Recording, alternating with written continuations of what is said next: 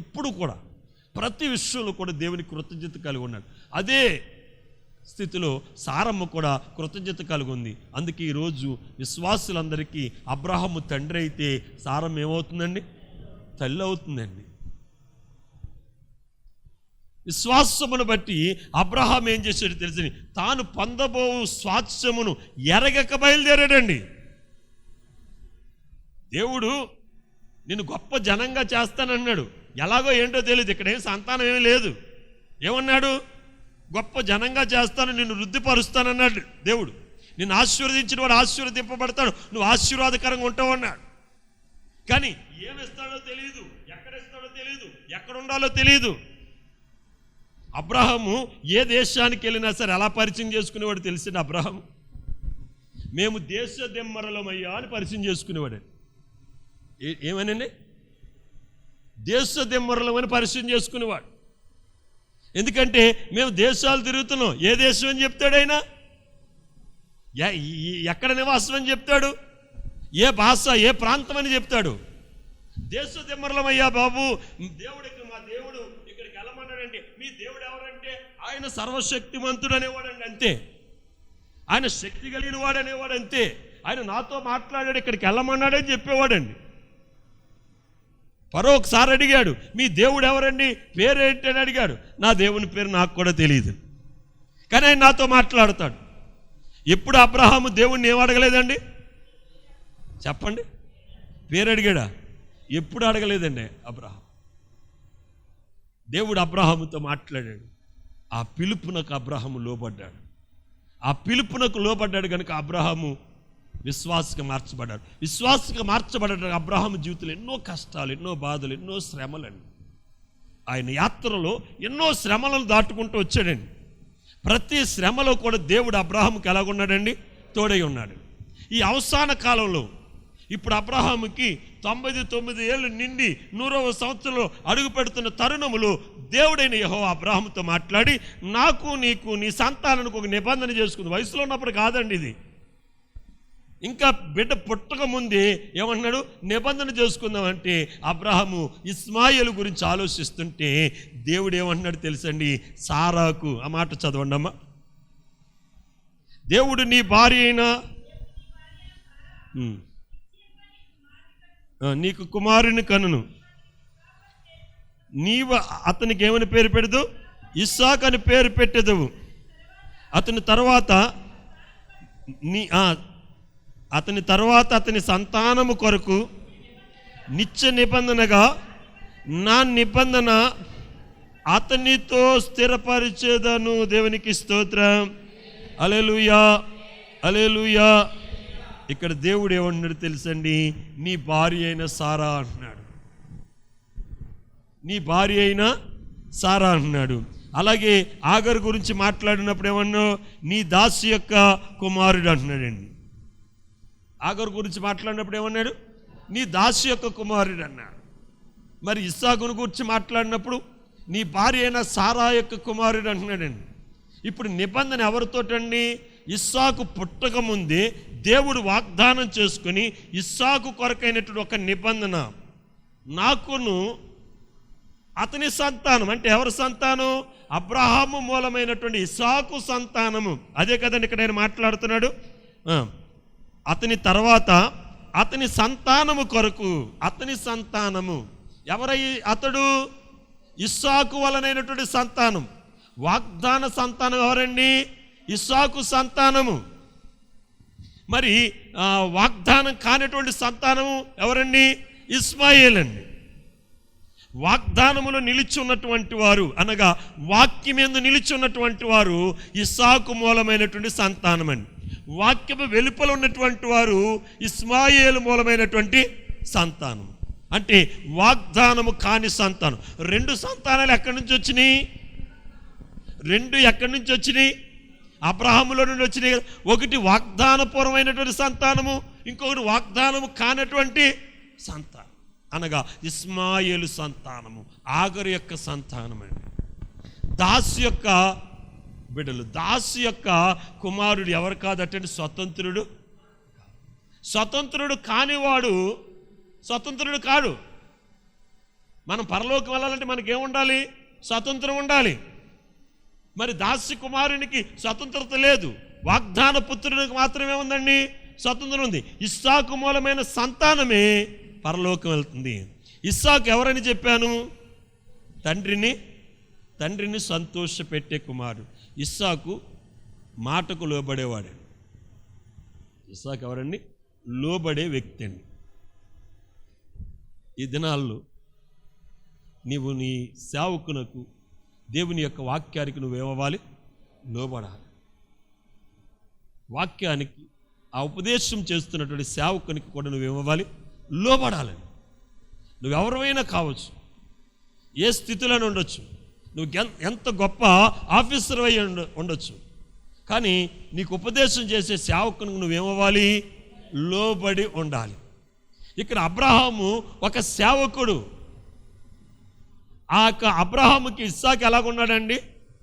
లోబడి ఉన్నాడండి.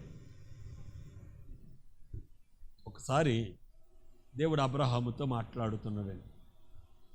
ఏమని మాట్లాడుతున్నాడు? అబ్రహాముకి సంతానం ఇచ్చాడు. ఎప్పుడు ఇచ్చాడండి? వృద్ధాప్యములు ఇచ్చాడు. 100 సంవత్సరాల వయస్సులో దేవుడు అబ్రహామును సారాను ప్రేమించి మృతతుల్యమైనటువంటి శరీరములో నుండి సారమ్మ శరీరములు అన్నీ నిలిచిపోయినాయి. సంతానము కలిగేటువంటి యోగ్యత ఏ కోసాన లేదండి. ఆ పరిస్థితులు ఆమె దగ్గర లేవు. కానీ దేవుడు వాగ్దానం చేశాడు.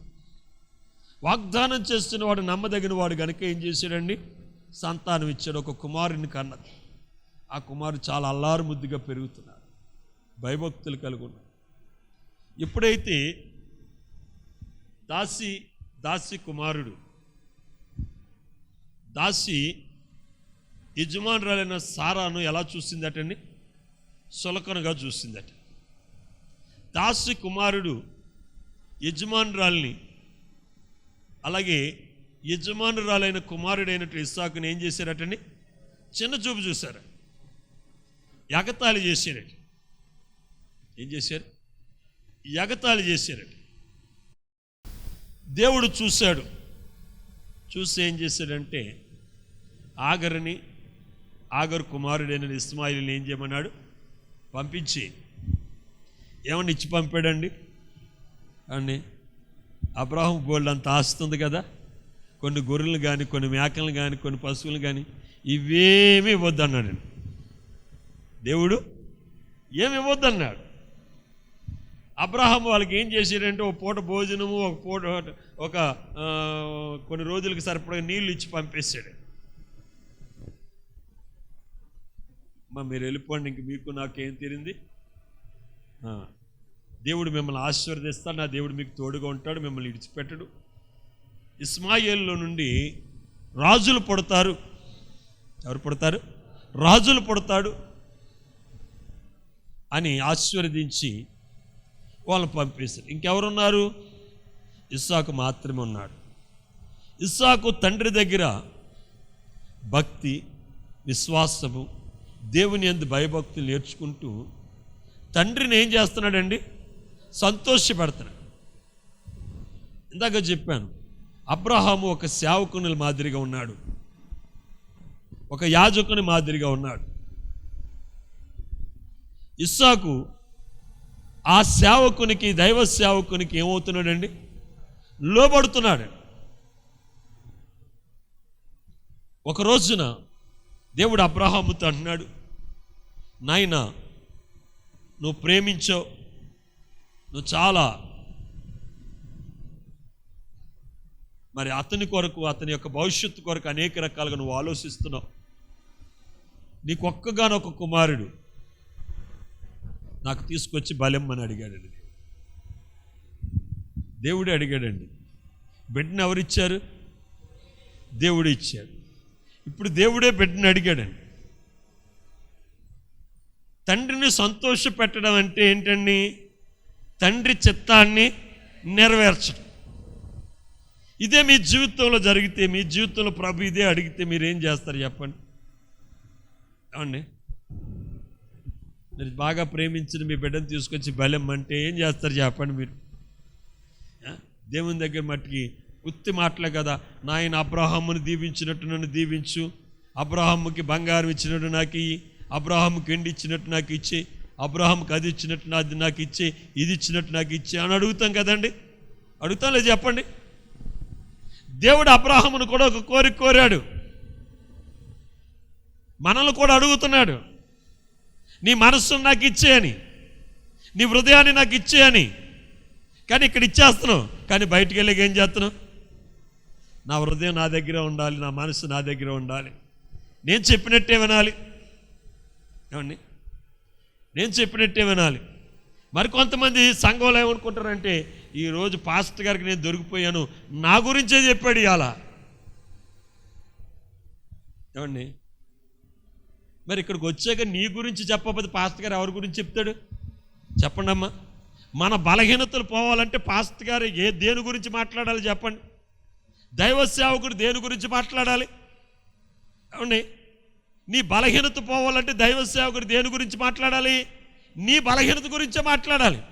ఇక్కడికి వచ్చిన వారు ప్రతి ఒక్కరితో గ్రహించవలసింది ఏంటంటే, ఇక్కడ దేవుడు నీ కోసమే మాట్లాడతాడమ్మా, ఇంకొకరి కోసం మాట్లాడ్డాయినా. అవుని, నువ్వు వచ్చావు కనుక నీ గురించి మాట్లాడకపోతే ఇంకొకరి గురించి ఆయన మాట్లాడతాడా? లేకపోతే ఆ రాయి గురించి మాట్లాడతారా, ఆ రప్ప గురించి మాట్లాడతారా, లేకపోతే ఆ గోడ గురించి మాట్లాడతారా, కిటికీ గురించి మాట్లాడతారా? నీ గురించే ఆయన మాట్లాడతాడు. నువ్వు తిట్టుకున్నా ఇంకోటి అనుకున్నా సరే. ఈరోజు వాక్యం ఎవరి కోసం అండి? ఈరోజు వాక్యం ఎవరి కోసం? నీ కోసమే, నా కోసమే. ఈ వాక్యం మీద మనం ఏమవ్వాలి? మారాలి, మార్పు చెందాలి. మనలో ఉన్నటువంటి బలహీనత మనం తీసేసుకోవాలి. దేవుడు అబ్రహాముతో మాట్లాడుతున్నాడండి. అబ్రహాము ఒకటే మాట్లాడినాడండి. దేవుడి మాటలన్నీ విని దేవుడు చాలా మాట్లాడాడండి. నీ వృద్ధాప్యమును పుట్టిన కుమారుడు, ఒక్కడైన కుమారుడు, నువ్వు ప్రేమించిన కుమారుడు, నువ్వు సాకుతున్న కుమారుడు, నువ్వు పెంచుతున్న కుమారుడు, నువ్వు ఆధారపడ్డ కుమారుడు, ఇలా మాట్లాడి ఆ కుమారుని తీసుకొచ్చి మోరియా పర్వతం దగ్గర నేను చూపించబో పర్వతం మీద తీసుకెళ్ళి నాకేం చేయమన్నాడండి? దహన బలిగా అర్పించమన్నాడండి. ఇది ఎవరు చెప్పారు? దేవుడు చెప్పాడు. ఎవరితో చెప్పాడు? అబ్రహాముతో చెప్పాడండి. ఎవరితో చెప్పాడు? అబ్రహాముతో చెప్పాడండి. ఈ రాత్రి ప్రభువు కూడా ఎవరితో మాట్లాడుతున్నాడు? ఎవరితో మాట్లాడుతున్నాడండి? నీతో మాట్లాడుతున్నాడు, నాతో మాట్లాడుతున్నాడు. మనం ఏదైతే ప్రేమిస్తున్నామో దాన్ని దేవుని దగ్గర మనం వదిలేసుకోవాలని. ఏదైతే మనకి ఇష్టమో దాన్ని ఏం చేయాలి? వదిలేసుకోవాలండి. మనకిష్టమైంది మనం వదులుకుంటేనే తప్ప దేవునికి మనం ఇష్టం అవ్వండి. అర్థమైందా? దేవునికి మనం ఇష్టం అవ్వాలంటే మనకి ఇష్టమైంది మనం ఏం చేయాలి? వదులుకోవాలండి. అబ్రహాముకి ఇస్సాకు అంటే చాలా ఇష్టమండి. ఎందుకంటే ఇస్మాయిలును పెంచాడు, ఇస్సాకుని పెంచుతున్నాడు. దాసి కుమారుని పెంచాడు, వాగ్దాన కుమారుని పెంచుతున్నాడు. విధేయతలో పుట్టినటువంటి ఇస్సాకును పెంచుతున్నాడు, అవిధేయతలో పుట్టిన ఇస్మాయిలును కూడా పెంచాడండి. కానీ ఇస్సాకు అటండి రోజు రోజు తల్లిదండ్రులకు ఏం కలుగు చేస్తున్నాడటండి? సేవకునికి ఏం కలుగు చేస్తున్నాడట? నీ ఆత్మీయ స్థితి, నీ దైవ సేవకునికి ఏం కలగాలి? సంతోషం కలగాలి. నీ ఆత్మీయ స్థితి బాగున్నప్పుడు, నువ్వు ఆత్మీయంగా ఎదుగుతున్నప్పుడు, నువ్వు భౌతికంగా ఎదుగుతున్నప్పుడు నీ సేవకుడు నిన్ను బట్టి ఏం చేస్తాడండి? సంతోషిస్తాడు. ఇక్కడ ఇస్సాకును బట్టి అబ్రహాము జీవితంలో రోజు రోజుకి సంతోషం ఎక్కువైపోతుందటండి. ఒకరోజు సారమ్మ అందటండి, అబ్రహాము ఉండి కొద్ది పడుసుపిల్లోడైపోతున్నాడు అంట. ఎందుకంటే తెలుసండి, ఆ కుర్రోడితో కలిసి ఇతను ఏం చేస్తున్నాడట?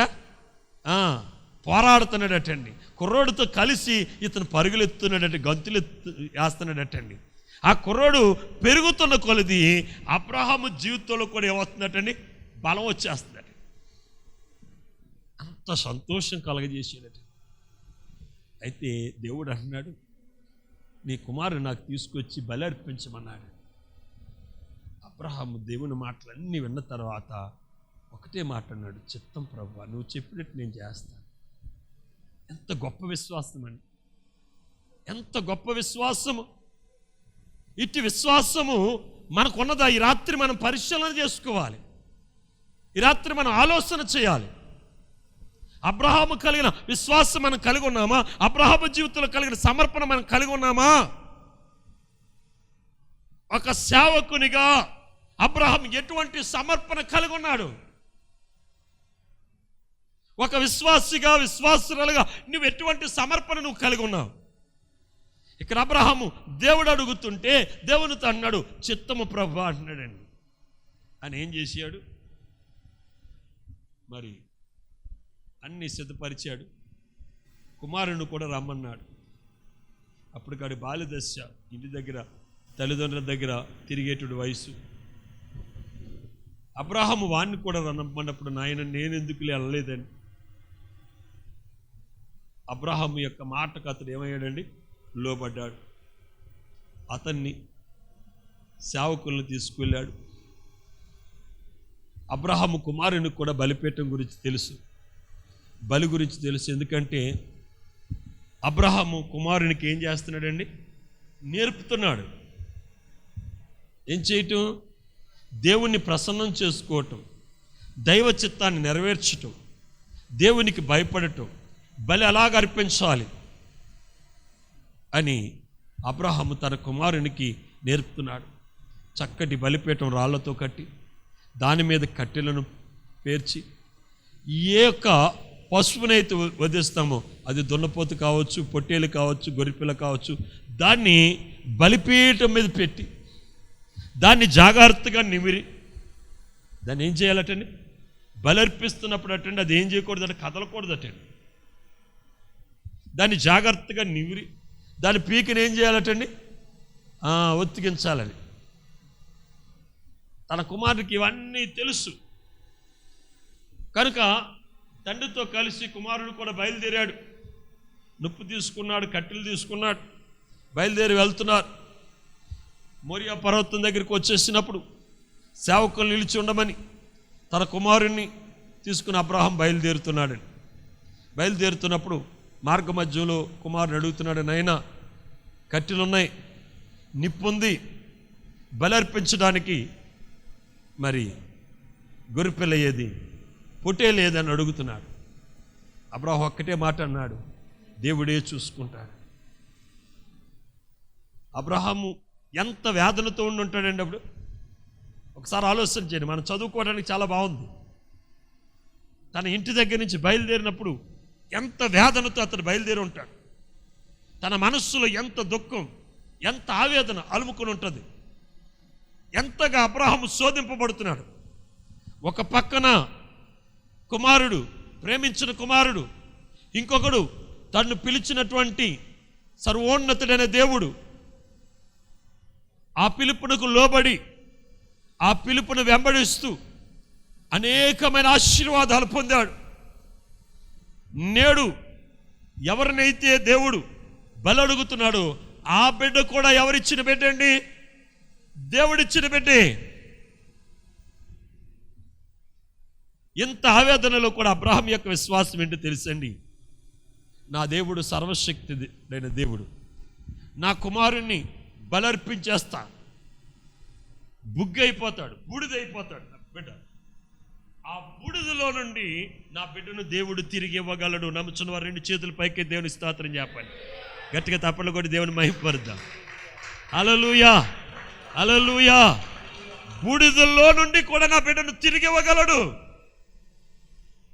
మనకి శ్రమలు కలిగినప్పుడు, శోధనలు కలిగినప్పుడు, సమస్యలు మన జీవితంలో ఉన్నప్పుడు మన విశ్వాసాన్ని అవుతాం, కోల్పోతూ ఉంటాం, నిరీక్షణను కోల్పోతూ ఉంటాం, దేవుని మీద ఆధారపడ్డ మనం తొట్టిపడిపోతాం. కానీ ఇంత కష్టకాలంలో, ఇంత ఆవేదనలో కూడా అబ్రహాము తన యొక్క నిరీక్షణను ఏం చేసుకుంటలేదండి? పోగొట్టుకోవట్లేదు, విశ్వాసాన్ని పోగొట్టుకోవట్లేదు, వేదన చెందుతున్నాడు. బిడ్డతో చెప్పాడు, గొర్రెపిల్లను దేవుడే చూసుకుంటాడు. ఎవరు చూసుకుంటారని? దేవుడే చూసుకుంటాడండి. ప్రియమైనటువంటి వాళ్ళారా, నీ పరిస్థితి ఏదైనా సరే, నా దేవుడు మార్చగలరని నువ్వు నమ్మితే దేవుడు నీ పరిస్థితి మారుస్తాడు. నీ స్థితి ఏదైనా సరే నా దేవుడు మార్చగలరని నువ్వు విశ్వసిస్తే నీ స్థితిని దేవుడు మారుస్తాడు. నీ జీవితంలో అననుకూల పరిస్థితులు ఏం చేస్తాడు? అనుకూలపరుస్తాడు. సారమ్మ ఏమనుకుంటుంది? నా భర్త బలర్పించడానికి వెళ్ళాడు అనుకుంటుంది. నా బిడ్డనే బలిస్తాడని సారమ్మ అనుకోవట్లేదండి. కూడా వచ్చినటువంటి కుమారుడు ఏమనుకున్నాడు? దేవుడే చూసుకుంటాడు కదా, దేవుడు తండ్రి యొక్క విశ్వాసాన్ని చూస్తున్నాడు కదండి. ఎన్నో కథలు చెప్పాడండి. కథలు కాదండి, అబ్రహాము తన జీవితంలో జరిగినవన్నీ కూడా తన కుమారునితో ఏం చేశాడండి? పంచుకున్నాడండి. దేవుడు తను పిలిచినప్పుడు ఏ స్థితిలో తాను బయలుదేరాడు, ఏ స్థలాల్లో, ఏ దేశాల్లో ఎటువంటి పరిస్థితులను ఎదుర్కొన్నాడు. మేము దేశ దిమ్మరులుగా తిరుగుతూ ఇక్కడికి వచ్చి ఈ కానాను దేశములో, ఈ వాగ్దత్త దేశంలో పరవాసులుగా దేవుడు మమ్మల్ని ఇక్కడ నిలబెట్టాడని ఇదంతా కూడా అబ్రహాము తన కుమారుడైనటువంటి ఇస్సాకు ఏం చేస్తున్నాడండి? కనుక నా తండ్రి చెప్పినట్టు దేవుడు చూసుకుంటాడు అని అనుకుంటున్నాడండి. దేవుడు చూపించే స్థలానికి వచ్చాడు. తన బిడ్డతో రాళ్ళనన్నీ తీసుకురమ్మన్నాడు. ఆ ఇస్సాకు రాళ్ళు తీసుకెళ్ళి అందిస్తుంటే అబ్రహాము చక్కగా ఏం చేస్తున్నాడండి?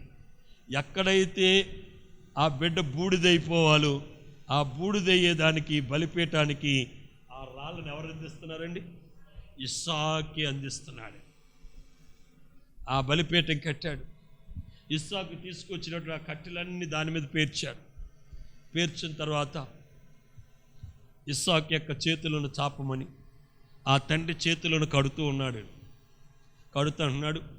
నాయన, ఆ బలి ఎవరో కాదు, నిన్నే దేవుడు బలిమ్మన్నాడు, నిన్నే బలిస్తున్నానని ఆ చేతులు కడుతుంటే ఆ కుమారుడు అంటున్నాడు, నాయన నన్ను బలి ఇచ్చేటప్పుడు నేను కదలకూడదు కదా, నన్ను ఇంకా గట్టిగా కట్టు నాయన అంటున్నాడు. ఎంత విధేయత అండి! ఇంకా గట్టిగా నన్ను కట్టు అంటున్నాడండి. ఆ చేతులు కట్టి ఆ తాళ్ళతోటి కాళ్ళను కూడా కట్టి బిడ్డను తీసి అలా బయట పెట్టాడండి.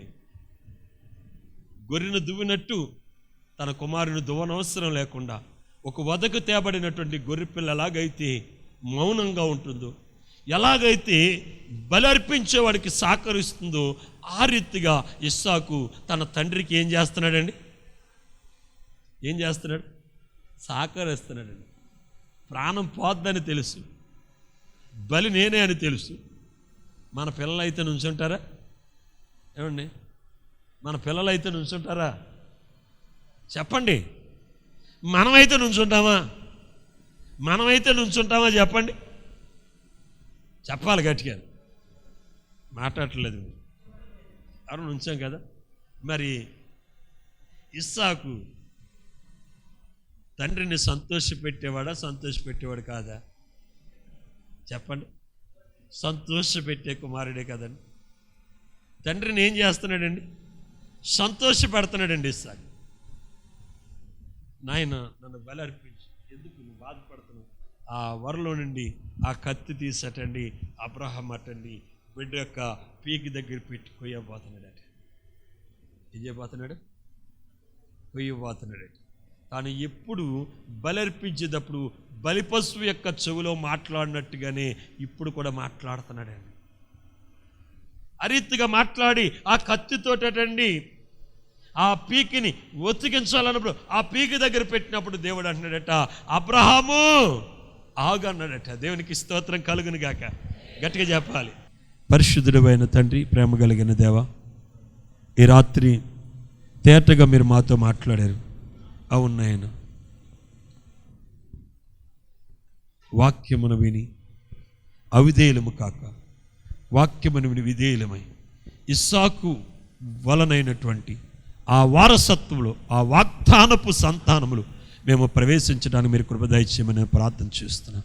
ఇప్పటి వరకు మరి నాయన మేము నాయన తృణీకరింపబడిన వారిగా, తృణీకరించేవారిగా మేము ఉన్నామేమో. ఇప్పటి వరకు ఇస్మాయిలు కలిగినటువంటి శరీర మనస్సును మేము కలిగి ఉన్నాము, శరీరాత్మను మేము కలిగి ఉన్నాము నాయన. పరిశుద్ధాత్మను మాకు దయచేయండి. ఇస్సాకు పొలములు విత్తినప్పుడు ప్రభా 100 అంతలు కలగైతే ఫలసాయం పొందారు.